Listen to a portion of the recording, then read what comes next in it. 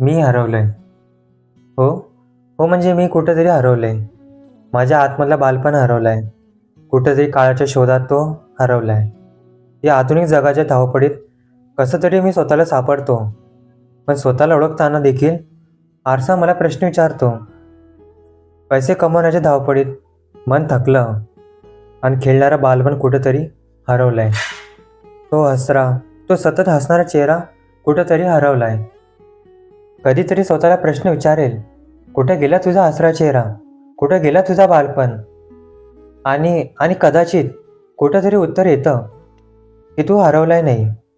फक्त जबाबदाऱ्यांच्या ओझांखाली थोडा तू अडकलाय. पण पण मात्र एक दिवस कुठेतरी थांबेन.